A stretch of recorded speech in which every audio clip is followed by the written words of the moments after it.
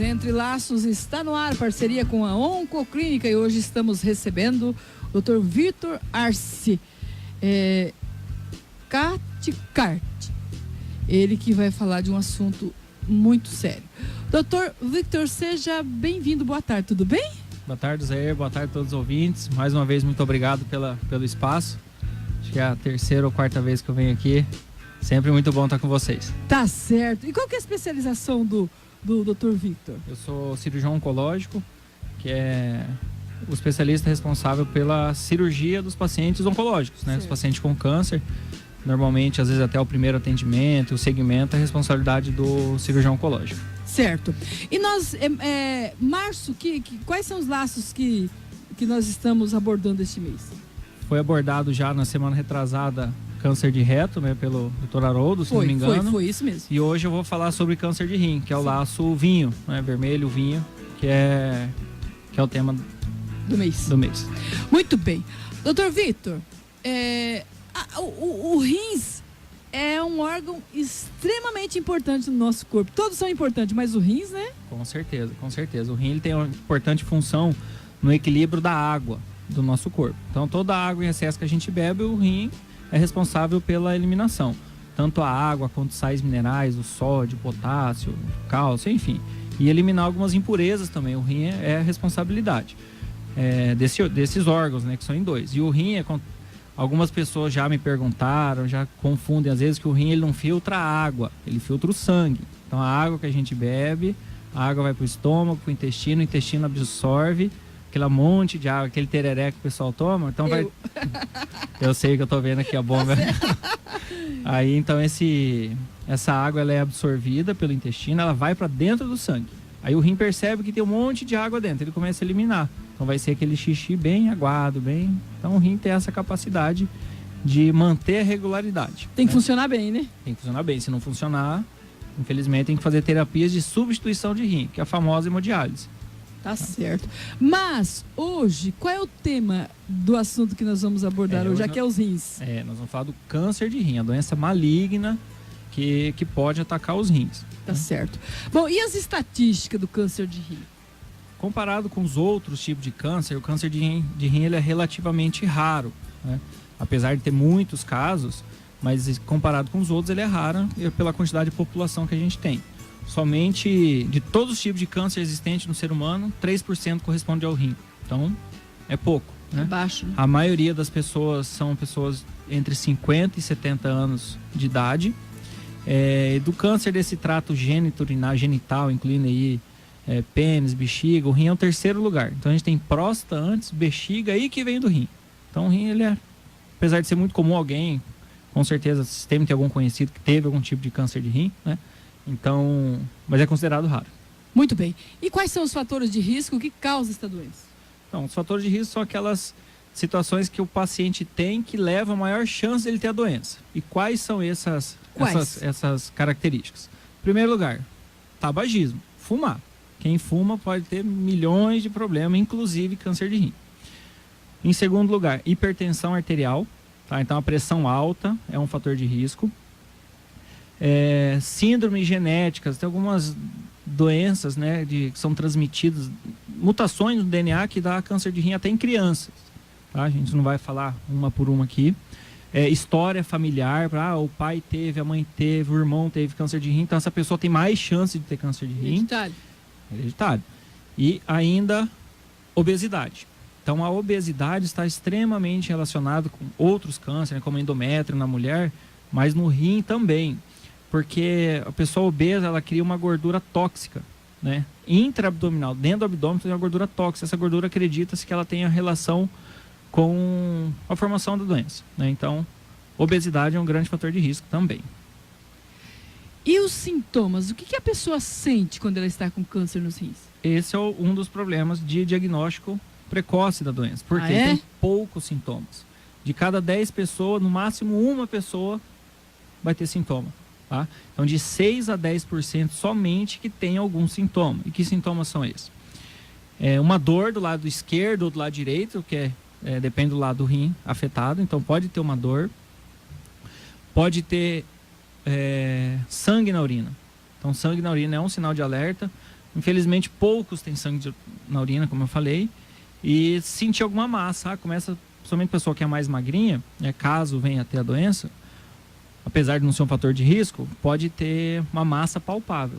Então ela pode sentir ali, ou às vezes até uma pequena febre, uma vez ou outra durante o dia, então algum sinal de alerta. Mas, infelizmente, os sintomas são poucos. A maioria é achado por acaso. Tá certo, né? No exame aí pode acontecer, né? E, doutor Vitor, como fazer o diagnóstico, então, para descobrir essa doença? O diagnóstico ele é feito quando tem algum desses sintomas que eu falei, então o médico vai suspeitar também, vai pedir algum exame de imagem, como por exemplo um ultrassom, que é um exame simples, barato, inofensivo, né? Não vai fazer mal para ninguém o ultrassom. Sim. Então é possível ver, sim, um nódulo, um tumor no rim. É claro que feito o ultrassom vai precisar fazer alguns outros complementares depois. Ou às vezes é achado por acaso. Às vezes vai fazer um ultrassom num check-up ou por um outro problema. Às vezes tinha uma pedra na vesícula, precisou fazer um ultrassom, o médico foi lá e viu que tinha um tumor no rim. Aí fez um diagnóstico, um diagnóstico acidental, tá? Então os exames mais utilizados é o próprio ultrassom e a tomografia computadorizada, que a gente consegue ter uma excelente visualização do tumor, do seu tamanho, e também se tem alguma íngua ao redor, que o tumor ele pode sair do rim e atacar as ínguas, né, que são um mecanismo de defesa do corpo tentando controlar a doença. Tá? Pode ter metástase em alguns linfonodos ali, que são essas ínguas. Tá. E o tratamento, como deve ser feito? O melhor tratamento, e tratamento curativo definitivo, que vai curar a pessoa, é a cirurgia. Tá? Então, a única forma de eficaz, assim, né, que vai te dar praticamente 100% de chance de cura, seria com a cirurgia. Claro que vai depender muito do grau da doença. A cirurgia pode ser uma cirurgia que tem que retirar todo o rim. Se ele é um tumor grande, normalmente maior que 4 ou 5 centímetros, tem que tirar todo o rim. O rim e essas ínguas, né, que seria uma nefrectomia radical. Retirar todo o rim e as ínguas ao redor dele. Então, caso tenha alguma doença que já saiu do rim, então a gente consegue eliminar com a cirurgia. Se é um tumor mais inicial, em geral menor que 4, 5 centímetros, em posições especiais, é possível fazer uma nefrectomia parcial, ou seja, tirar só o tumor. A gente consegue preservar o rim. Isso diminui a chance de hemodiálise. Dou um exemplo bem clássico, né? O paciente de 70 anos, ele tem já, o rim já não é muito bom, porque é idoso, tem pressão alta, o rim já não é muito bom. Se eu tiro um rim inteiro dele, ele pode ir para a máquina de hemodiálise no outro dia. Entendeu? Porque ele perdeu um rim, perdeu 50% do rim que já não era bom. Então, se a gente conseguir fazer um diagnóstico mais precoce, tirar só a lesão, a gente consegue preservar a função do rim dele. Então, ele deixa de fazer hemodiálise, às vezes. E o resultado oncológico é o mesmo. Então, a chance de cura de quem tira um pedacinho, só o tumor, é o mesmo que quem tira o tumor inteiro. Desde que bem indicado, né? O tumor tem que ser pequeno. Caso ele já tenha invadido, já seja grande, aí não tem jeito. Aí, infelizmente, vai acabar tendo que fazer hemodiálise. Tá. Bom, e a prevenção, ela existe? Prevenção existe. Assim como vários outros tumores, a prevenção é tentar evitar aqueles fatores de risco. Porque, como eu falei, 6 fatores de risco, dos 6, 4 a gente consegue evitar. Que seria o quê? A obesidade, a gente tem como evitar. O tabagismo, então parar de fumar, além de evitar câncer de pulmão, boca, garganta, bexiga, estômago, intestino e os outros órgãos todos. Então parar de fumar diminui a chance de praticamente todas as doenças. Grande parte das doenças malignas, né? Controle da pressão alta. Então tudo isso é possível. Outra coisa, existe uma prevenção, isso aí a gente vai evitar até a doença. Mas caso na minha família eu sei que o irmão teve, o pai teve, o vô, tia, história familiar de doença, o que a gente vai fazer? É um tipo de prevenção, mas não prevenção para evitar ter a doença, mas prevenção para diagnóstico precoce. Então, descobrir mais cedo. Exatamente, então tem que descobrir mais cedo. Quem? Os pacientes com história familiar e pacientes que já fazem hemodiálise. Porque a hemodiálise é um fator de risco também. Então, o paciente que faz hemodiálise, normalmente, eles fazem um acompanhamento mais próximo, que sempre está no médico, sempre tem que fazer exame na ureia, creatinina, ali, os exames da função renal, então acaba fazendo mais ultrassom às vezes. Então faz diagnóstico mais precoce. Então isso é importante.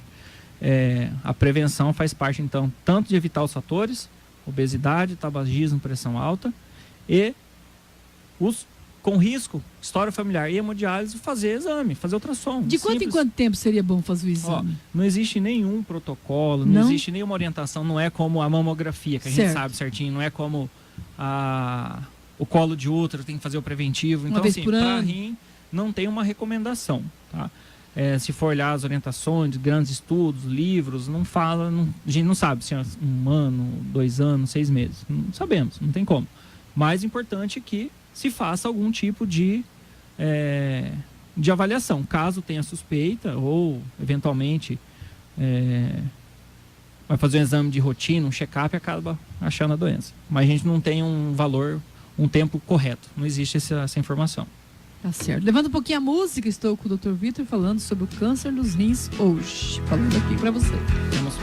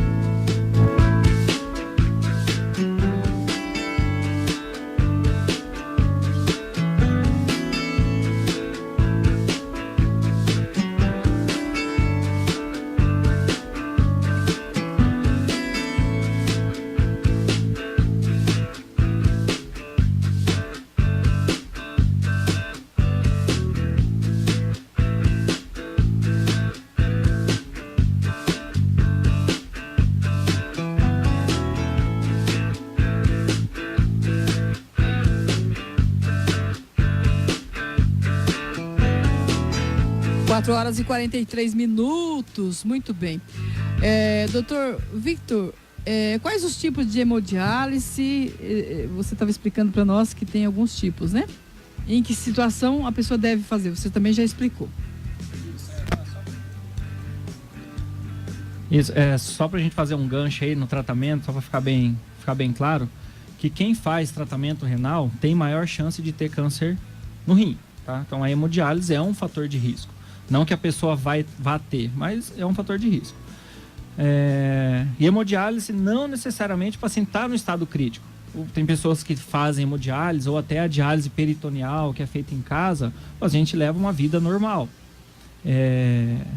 Então, caso ele desenvolva uma doença maligna, que necessite de um cuidado até cirúrgico, caso o paciente esteja bem e ele tem um bom prognóstico, a gente espera que ele vai viver 10, 20 anos fazendo hemodiálise, a gente pode tratar ele da mesma forma com outra pessoa que não teria problema renal. Então, assim, é possível fazer o tratamento, sim. Muito bem. Então, estamos aqui com o Dr. Vitor Arce, ele que é cirurgião oncológico, hoje falando sobre o câncer de rins, né? Bom, qual a mensagem que o doutor quer deixar nessa tarde, agradecendo pela participação? Muito bom tê-lo conosco nesta tarde, nessa segunda-feira. Bom, a mensagem final é, mais uma vez, até essa semana é uma informação que a gente já tinha, mas saiu ontem, que mandaram uns e-mails aí, uma estatística brasileira de incidência de câncer, né? De todos os cânceres, de cada 10 casos, 3 casos são evitáveis.